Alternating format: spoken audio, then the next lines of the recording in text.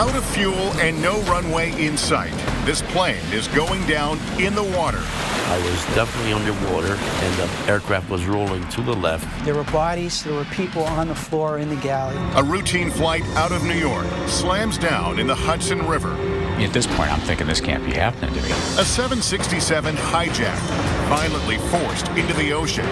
The most dramatic ditching ever caught on camera.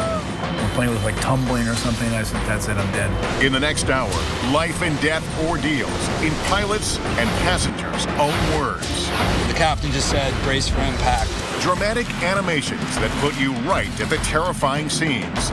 An in-depth investigation into why some pilots make the risky decision to put their planes down in the water and how they live to tell the story.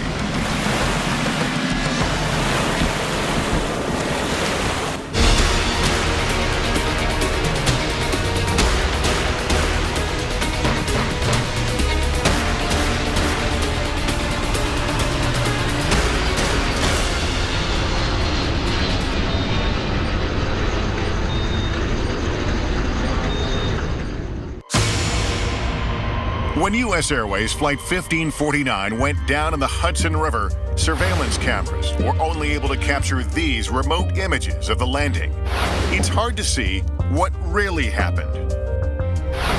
Now, you're looking at the so-called miracle on the Hudson as you've never seen it before. This is a detailed animation of a flight in trouble. In the aviation industry, it's known as ditching, putting a plane down in the water due to an emergency. It's what happens when the nearest open space is not a runway, not even a stretch of open field or a highway, but a body of water.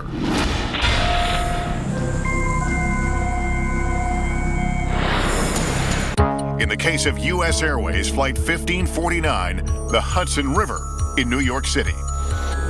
Just 6 minutes before the world-famous splashdown, Flight 1549 is cleared for taxi and takeoff at New York's LaGuardia Airport.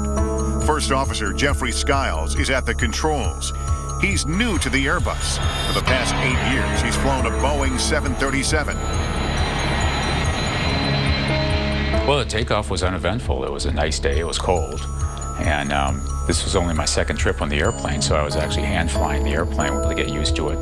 And about 3,000 feet, we, flew into the birds.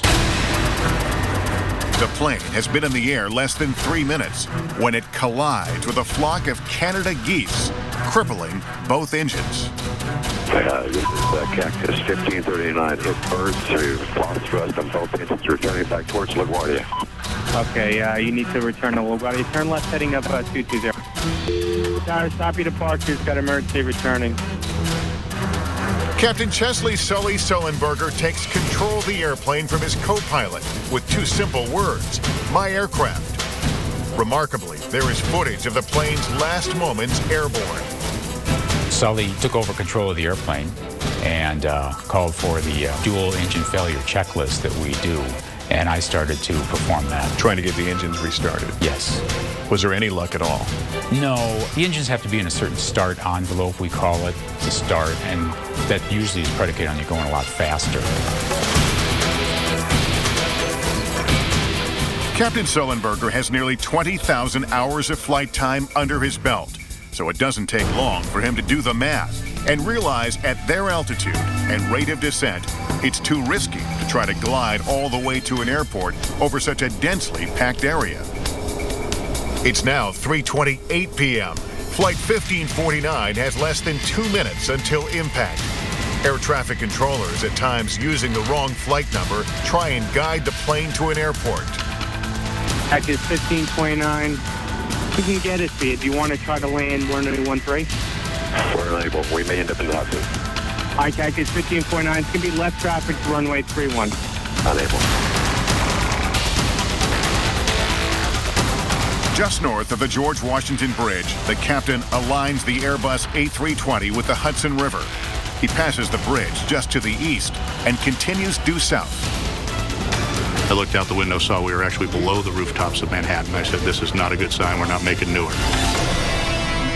Did Sully look at you and say we're going in the water, or did you both come to the realization that's where this was going? I think it was just the only option we had.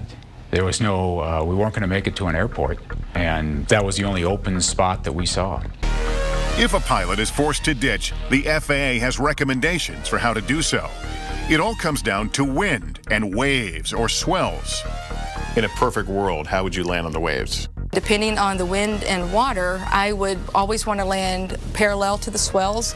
So if your waves are coming this way, you want to land on the top. You never ever want to be able into, and this is what's called a cross swell, where you're perpendicular into the water this way. What might happen? If you land into the face of the swell, you could actually flip over like this. That's not a good thing. Another potential hazard that could have spelled disaster for Flight 1549, coming down with one wing higher than the other. The airplane could have cartwheeled, and that would have been very violent and significantly lessened the opportunity to get everybody out as well as they did. Cactus 1529, turn right 280. You can land runway 1 at Teterboro. We can't do it. Okay, which runway would you like at Teterboro? We're going to be in Hudson. The captain just said, brace for impact. Help. And everyone started saying prayers, just kind of looking at each other, not knowing what to say, what to do. At 3:30 p.m., with wing flaps and slats extended to help slow the plane down, Flight 1549 is about to splash down in the Hudson River. As you watch this unfold, everything's just about right. I mean, it's slow, the nose is up, wings are level, and they've got the good fortune of it being fairly calm. We didn't know if we were hitting water, if we were hitting land, which was what we were better off. And then, the impact hitting the water was just, the most tremendous impact you could imagine. All 155 people on board survive.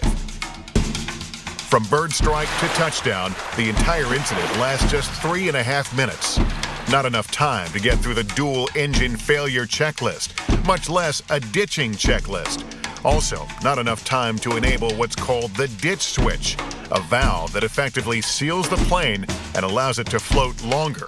You're not sinking, you're alive. Was there an exhilaration or was there still an adrenaline going on? I'm sure there was an adrenaline rush, I guess. When we went to the hospital, and 4 hours later, my blood pressure was, I think, 160 over 100, which is, I'm normally a 120 over 70 guy. So obviously there was something going on physiologically that I didn't understand at the time.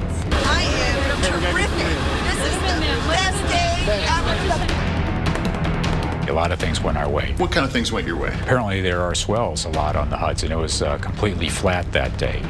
And we happened to land right where the ferries go from New Jersey to Manhattan. So that they were right there. They were able to come and rescue us.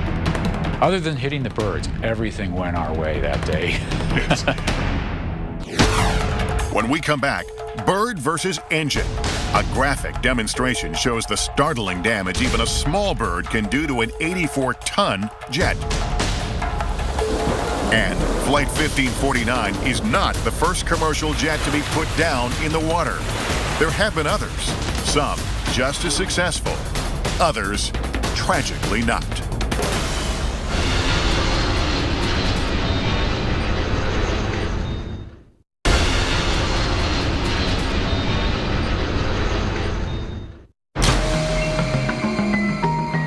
In the wake of the ditching of U.S. Airways Flight 1549, a lot of people wondered how a flock of 10-pound birds could incapacitate a jet with a takeoff weight of nearly 170,000 pounds. How could that be? The answer, as large and powerful as jet engines are, they're also surprisingly delicate. This incredible video was shot during a bird strike test run by aircraft engine manufacturer Pratt & Whitney. The birds are dead before the test begins. Watch as the carcasses get shredded as they collide with a turbofan engine. Not a pretty sight. But the engine doesn't fare much better, with permanent damage to its hollow titanium fan blades. When a large bird goes in, it damages the compressor in the front of the airplane.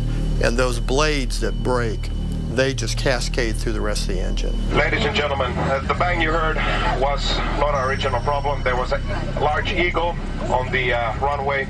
Bird strikes are a lot more common than you might think. According to the FAA, there are at least 20 bird strikes a day across the U.S.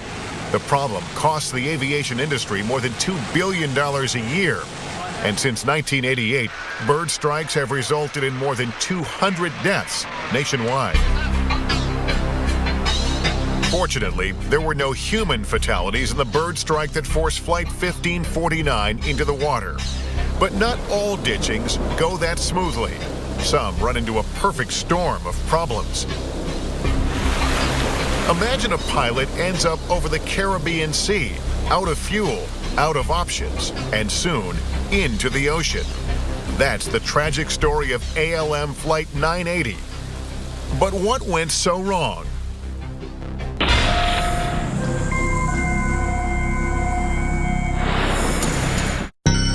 May 2nd, 1970, in a partnership between two now-defunct charter airlines, Dutch carrier ALM and American carrier Overseas National Airlines, ALM Flight 980 is set to leave New York's JFK Airport at 11 a.m. 57 passengers and 6 crew members are on board. It was a beautiful spring day. Temperatures were in the 60s, scattered clouds, light winds. It was a beautiful day in New York. Flight 980's destination, the Caribbean, Juliana Airport in St. Martin. Pilots say it's one of the trickiest places in the world to land a plane, especially a 747, as this video shows. The postage stamp-sized runway is perilously close to a beach. Aside from physical limitations of the runway, there's also a mountain range blanketing one side of the airport. And if all that isn't enough, there's that unpredictable Caribbean weather. All those factors combined are about to turn a routine flight into a nightmare. For the first time after 4 decades, the pilot of that flight, Captain Ballsy DeWitt, is telling his dramatic story on American television. As far as an accident being a chain of events, this definitely was it. On the ground, Captain DeWitt says he confirms he has enough fuel to make it not only to his destination, but also to an alternate airport in case of a diversion, standard for all commercial flights. He goes through his equipment checklist and discovers the cockpit's PA system isn't working, but that's not required. At 11:14 a.m., the flight is cleared for takeoff. The DC-9 is designed for short, frequent flights. At nearly 1,700 miles, the route from New York to St. Martin will stretch this aircraft to its limit. As the flight heads south, the weather begins to deteriorate. Captain DeWitt is told visibility at the St. Martin airport is below the minimum standard required for landing. He elects to divert to nearby San Juan, Puerto Rico. But 13 minutes later, San Juan Air Traffic Control Center tells him St. Martin Tower wants to talk to him. So I picked up and I tried to get a hold of San Martin. I got a hold of San Martin Tower, and all they did was start giving me fairly good weather, 1,500 broken, etc., which was well above the minimums I needed. I did question them, where did the report come from that you were below minimums? I elected then to refile for San Martin, my original destination, which I did. But as these dramatic animations illustrate, contrary to the information Captain DeWitt says he was given, the weather is terrible. He attempts to land the plane anyway, burning massive quantities of fuel in the process. Visibility was poor, it was raining, and because of those conditions, he had to stay in closer to the airport and to the runway than he would normally have liked to have done. So the first attempt was unsuccessful. So I lined it up with the runway, and I took my second circular round. Now on the second attempt, the winds were starting to shift, and he was unable to line it up for a landing. So he decided to go around again. On the third attempt, the same conditions existed. However, by now, the winds had shifted 180 degrees. Now he had a tailwind. Because he had a tailwind, he was too high on the approach. So at that point, I told my crew, tell the tower I'm going to my alternate. Calculations showed that they would make it just barely. They were legal by their calculations, but there wasn't much extra. In hindsight, it's easy to sit and say, well, they should have stopped in Bermuda or they should have stopped on the way down in San Juan. The moment that they missed the runway, it went from fuel critical to a full fuel emergency. When we come back, out of fuel, out of time, and in the water. I was definitely underwater. and the aircraft was rolling to the left.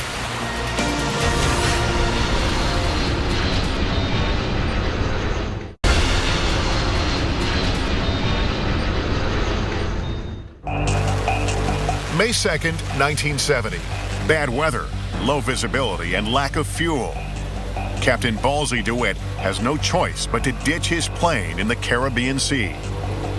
No footage exists of this incident, but our dramatic animation shows what the plane might have looked like as it slammed into those turbulent waters. Here's how the pilot describes what it felt like to be in the cockpit at that life and death moment.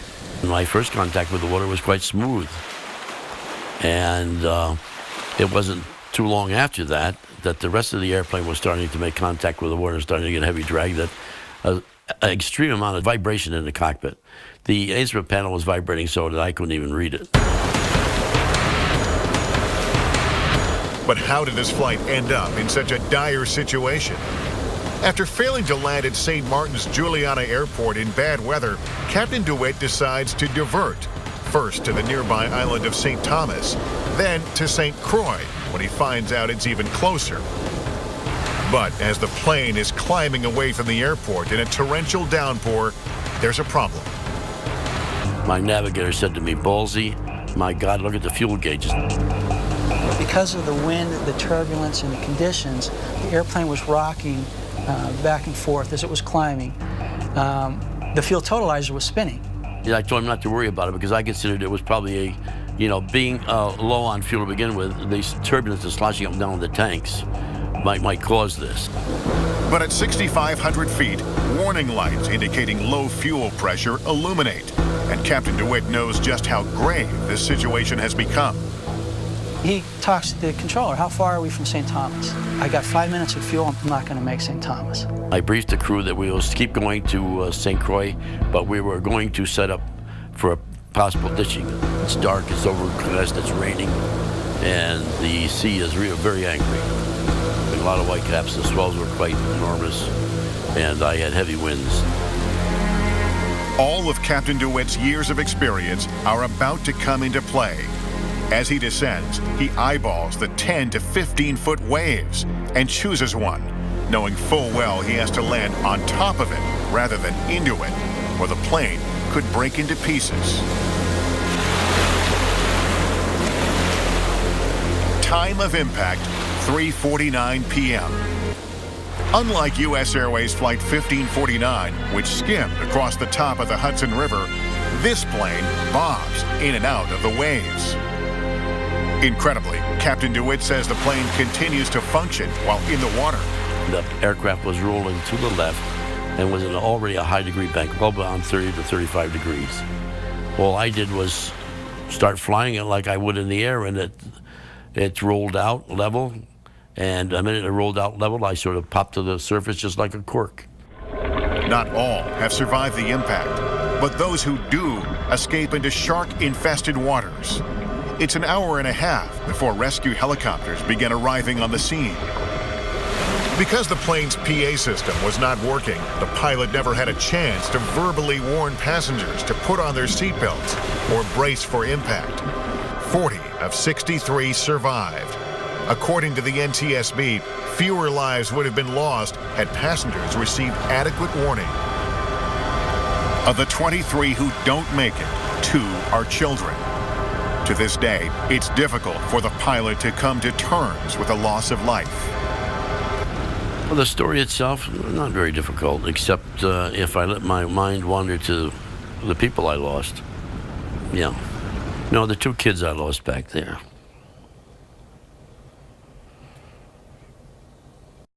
The final NTSB report on ALM 980, issued nearly a year later in March 1971, reveals a laundry list of all that went wrong that day. Quote, "The probable cause of this accident was fuel exhaustion, which resulted from continued unsuccessful attempts to land at St. Martin until insufficient fuel remained to reach an alternate airport. Other factors, reduced visibility, a condition not reported to the flight." I think the biggest thing was that they kept thinking that they would make it, and they kept doing the planning and realizing increasingly that they weren't going to. The airplane, after its second approach into St. Martin, was fuel critical. And to allow a jet to get to be in that fuel critical a state is an error on the part of the crew. There's one thing in this accident that cannot be taken away from me, and I will not let anybody take it away from me. That's the responsibility. I take that. I wore the 4 stripes. I made all the decisions. Somewhere along the line, I should have been sharp enough to know, regardless, to get myself into a situation like that. And to this day, I still haven't found where I could have done anything better. Captain DeWitt was fired from his job 6 weeks after the ditching. He says no official reason was given. He never flew as a pilot again. Coming up next, terrorism in the skies and another dramatic ditching. This one actually caught on camera.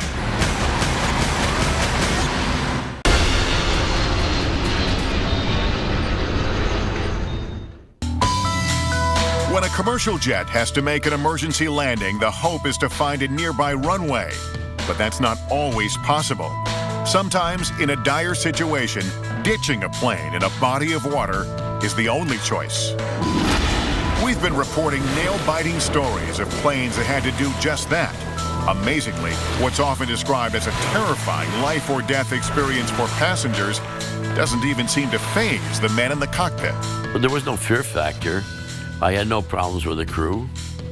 Everybody was with me. You know, we had things to do, and I think that makes a big difference. I've always felt that certainly the flight attendants and passengers from back would have had a lot more fear than us because they had nothing to do. Water ditchings are rare, but there have been several more than just Flight 1549 and ALM 980.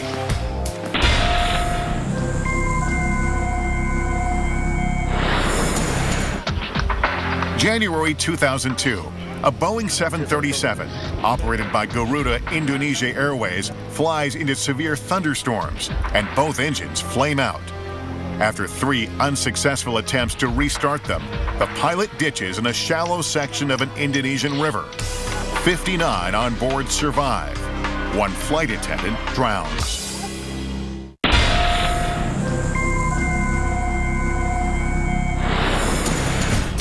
August 2005, an ATR-72 turboprop fitted with the wrong fuel gauge runs out of fuel and ditches in the Mediterranean Sea off the coast of Sicily.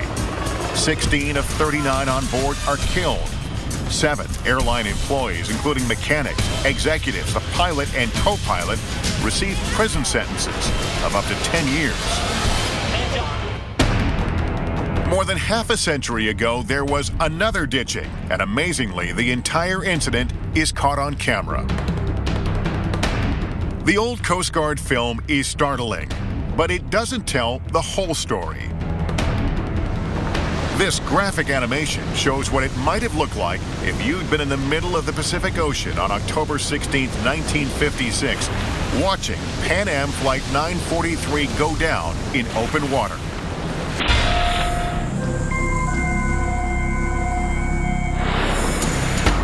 The images are eerily similar to the so-called Miracle on the Hudson, U.S. Airways Flight 1549, but there are also some major differences.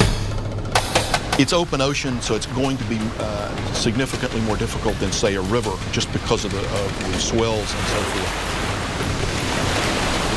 The differences is that they had hours to plan this. The Hudson River crew only had a couple of minutes. Pan Am Flight 943 leaves Honolulu, Hawaii with 31 people on board and 44 crates of canaries in the cargo hold. Known as the Sovereign of the Skies, the Boeing 377 Stratocruiser, a long-range post-war airliner, is bound for San Francisco. This is footage of that actual flight filmed by the Coast Guard. Joanne Marzioli is on board. It was a month before my 3rd birthday. I was with my mother. We were returning to the Bay Area from the Philippines, and my mother was very anxious to get back to California to see my father. But the reunion would be dramatically delayed. Several hours into the flight, nowhere near land, the plane is climbing to 21,000 feet when one of its 4 engines begins to overspeed, its normal hum now becoming a deafening scream. It's the middle of the night and pitch black over the Pacific. They had a problem with the propeller, and they created so much drag that they were doing okay with it for a while, and then they ended up having another engine problem that the second engine couldn't sustain the high power. It would be an unbelievable set of circumstances. 2 engines that should be moving the plane forward are now holding it back. It's like driving a car with the emergency brake on. The plane won't make it to San Francisco or back to Hawaii. The pilot, Captain Richard Ogg, quickly determines he has no choice but to ditch in the Pacific. My mother mentioned that she didn't hear any yelling or screaming. She did hear a lot of praying in different languages. The mood was very, very serious. The pilot radios a nearby Coast Guard cutter for assistance, and a plan is formed. The Stratocruiser will circle above the ship for the rest of the night, lightening its fuel load and waiting for daybreak. You want to be as light as you can because with less weight you can go slower and fly it more slowly, so the impact with the water is going to be lessened. But also you want to do it with daylight because it improves your depth perception. You're going to be able to put the airplane into the water with a better judgment of exactly how high above the water you are. And that's going to increase the likelihood of having survivors. Despite a well-thought-out plan, it is an incredibly dangerous situation. And just like the pilots in our other stories, Captain Ogg is remarkably calm, even managing to provide some comic relief, suggesting passengers light their cigarettes and relax. I mean, here he is. He's in a situation where he's going to have to ditch the plane, and yet he's able to joke like that. He seems to me to be very calm and have his sensibilities about him, which, if you have to have a pilot who's going to ditch a plane, you'd want a pilot who has his senses about him. The plane remains aloft for nearly 5 hours, operating on 2 of its 4 engines. By morning, conditions are more conducive to ditching. The water is calm. It's a warm 74 degrees. A Coast Guard camera records the scene from below as flight attendants prepare the passengers above, telling them to remove their shoes, tighten their seatbelts, put out their cigarettes, and put on their life vests. The pilot has the crew move all passengers to seats in the front of the cabin. He was probably worried that the tail would break off, and if that was the case, then he wanted to make sure we were all safe in the front of the plane. There's a 10-minute warning, a 1-minute warning, and then 3 simple words from the pilot. This is it. The plane splashes down at a speed of 103 miles per hour. The impact is brutal. The plane whips around, its tail snapping off, just as the captain had predicted. When it hit the water, it jarred me apart from my mother, and I slid from under her legs and just slid under the chair. So that was very scary for my mother. I think that was the one time where she did let out a sound, where she did probably scream, "Where's my child?" The Coast Guard crew is convinced no one could have survived this. But then, movement. Within seconds, the front doors are thrown open and life rafts thrown out. In the midst of chaos, Joanne is handed off to a Coast Guardsman and then reunited with her mother. Another moment caught on camera. When I saw myself being lifted up out of the life raft by one of the Coast Guards, I could picture them just smiling and just being really loving. And then seeing myself on the video put my arm around one of the Coast Guards, when I saw my mother looking at me, and I reached out for her, to see my mother on the video and to see that stressed look, I gotta say that just really made me think about what happened and what she had to go through. Captain Ogg is the last person off the plane, which sinks 21 minutes after hitting the water. The only casualties, the 3,300 canaries in the cargo hold. Miraculously, all 31 people on board survive. I feel like it's such a miracle. All of us that survived now have lives, and we're able to create lives.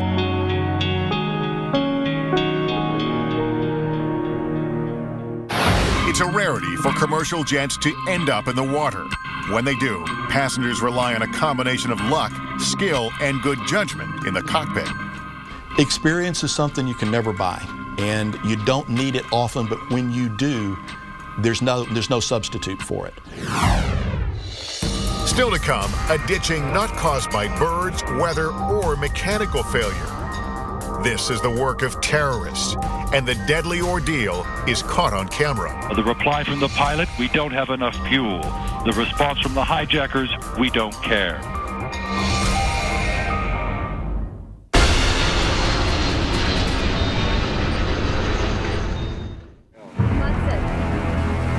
What you're looking at is the most dramatic, most violent ditching ever caught on camera. It's a Boeing 767 slamming down in the Indian Ocean off the east coast of Africa. Unlike the other ditchings we've seen, this one was not caused by mechanical failure, not by weather, or even a bird strike. As perilous as those situations were, at least those pilots were able to do their jobs without having to wrestle terrorists in the cockpit. That captain was under a different kind of stress than we've seen in these others. Absolutely. He not only had the issues of having to put the airplane in the water, he had people on board that were trying to kill the airplane and everybody on board with it, including himself.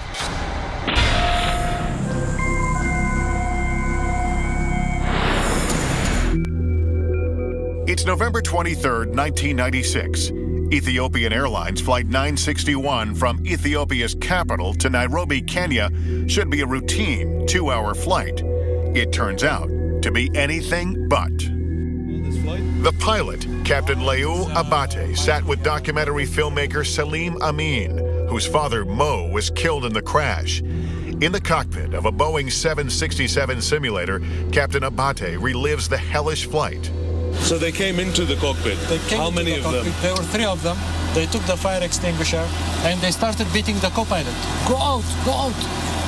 I said, guys, hold on, what's going on? I said, shut up. The flight is hijacked. Okay. Claiming to have a bomb, the hijackers demand to be flown to Australia. Okay, guys, I told them, this flight is destined to Nairobi. We don't carry enough fuel to Australia. Let's land in Nairobi. We refuel, and then we can go to Australia. Otherwise, I told them it's impossible. The hijackers refuse to allow Captain Abate to refuel at cities along his route. They want him to fly out over the water toward Australia. The pilot knows that's a losing proposition, so he hugs the coast. Then he said, why are you flying along the coast? Australia is somewhere to this direction. And I told him, okay. I turned the heading. And now this message came, fuel, no fuel. Almost out of fuel, the plane approaches the Comoros Islands off Africa's east coast. As the plane descends, the hijackers fight the pilot for control of the plane. I said, guys, this is finished now. We are all dead people now. Let me do it my way. And he said, I don't know how they did it. He disengaged the autopilot. Disengaged it? He did. From this control? Yeah, from that control. Right. Then I disconnected the autopilot. Then I had to start flying it myself. In the cabin, passengers start to panic. When the pilot first made the announcement that the plane was out of fuel in one engine and running out in the other, the plane just broke into pandemonium, and then we heard passengers in the back who panicked, and they all inflated their life jackets. They all put them on and inflated them. So you could hear this happen? You hear a little pop, pop, pop, pop, pop, pop, pop, pop, pop. In the cockpit, Captain Abate tries as hard as he can to put the plane he nicknamed Zulu down safely onto the water. Okay, you have to hold it, hold it, hold it. Okay, Zulu, now you're going to make it. Now you'll make it. The 767 is traveling at about 200 miles an hour, far too fast to ditch safely. But there's an even more serious problem. As this incredible video shows, the wings are not level, a dangerous angle for ditching. Watch as the left wing drags along the water with disastrous results. They catch the left wing first. You'll actually see it come off. He's fighting to control the airplane. The engine hits, it's shedding parts, and then It actually pretty well rolls over as it sheds both wings. And if he had been able to hit a little bit more wings level, the chances of survival would have gone up. The biggest problem with this ditching is the fact that they catch that left wing. One can only imagine the pandemonium inside the airplane. Survivors report feeling a series of increasingly violent impacts. The plane first hit the water, and it was quite gentle. Then there was a hard bump.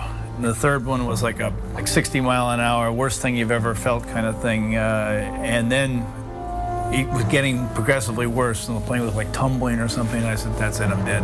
Of 175 passengers and crew, 125 perish, including all 3 hijackers. Some victims are standing at the time of impact and are violently thrown to their deaths. Many die because they disregard safety instructions and inflate their life jackets while still inside the plane. As the cabin fills with water, they're pushed up against the ceiling and drown. But as tragic an outcome as it is, it could have been even worse. The fact that some people survived, is it good, heroic piloting, or were there mistakes made here? Were there mistakes? You can Monday morning quarterback this and say, well, they could have done this better, they could have done that better. But under the conditions that they faced, I'd say this crew did pretty well. When we come back, how do young pilots prepare for future gut check moments? I'm about to find out for myself. Good. We're down. There, that's it. You're in the water. We're down. Okay. That'll get your heart rate going.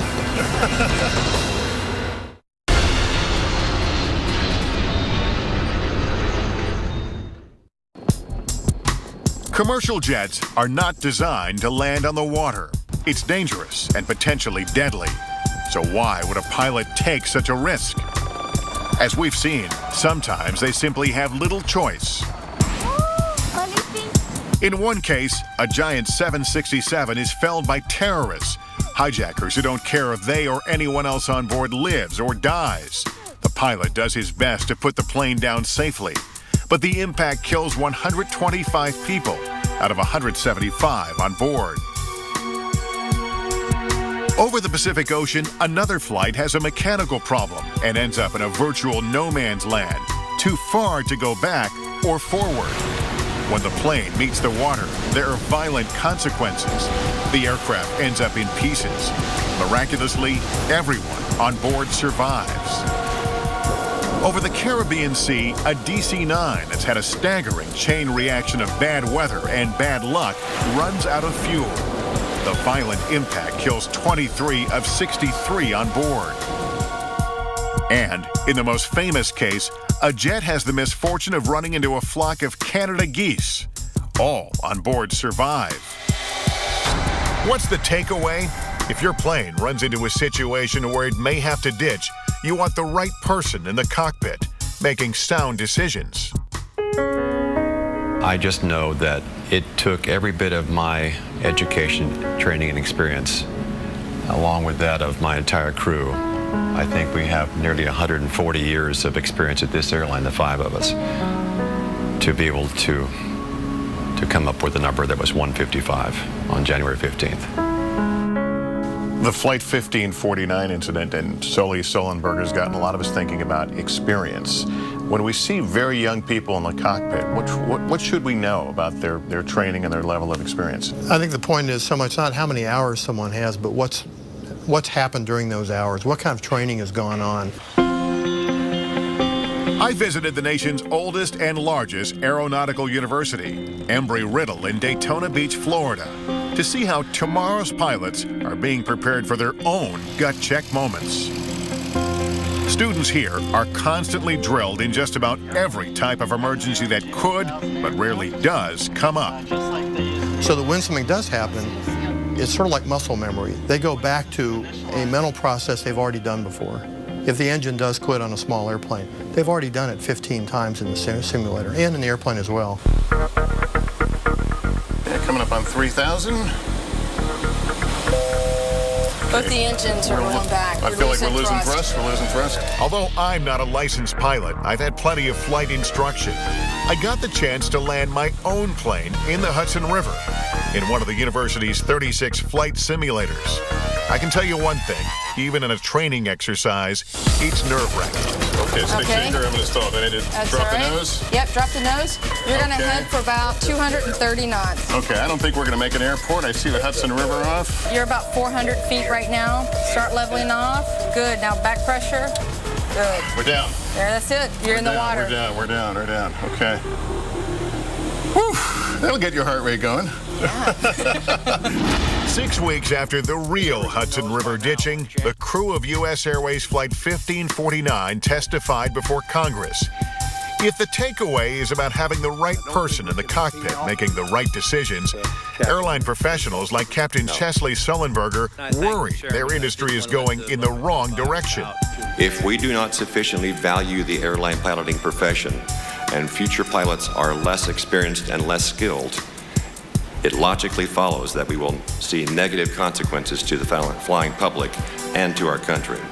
With all respect to the captain, I'm kind of surrounded by a lot of young people, and they're 18 to 22 who all aspire to be at Captain Sullenberg's seat one day. I look at them at age 22. They're further along than I was, and I was a military aviator. But when they get to be our age, they're going to be as good as we are, and probably a little bit better.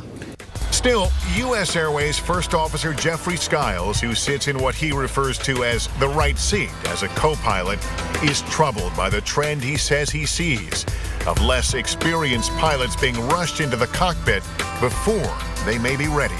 When we were brought up in the industry, you started out, so you learn how to fly smaller airplanes, you worked your way up to bigger ones, but the smaller commuter jets have the exact same complexity and speeds that we fly at, but people are essentially learning how to fly in 6 months, and all of a sudden they're in the right seat of one of those airplanes. The standards that the pilots meet and the training is still set by the FAA, and everybody, of course, has to meet that. But is there a lessening of experience across the industry? Yeah, there is. And you don't find as many Sullenbergers today as you did 10 years ago.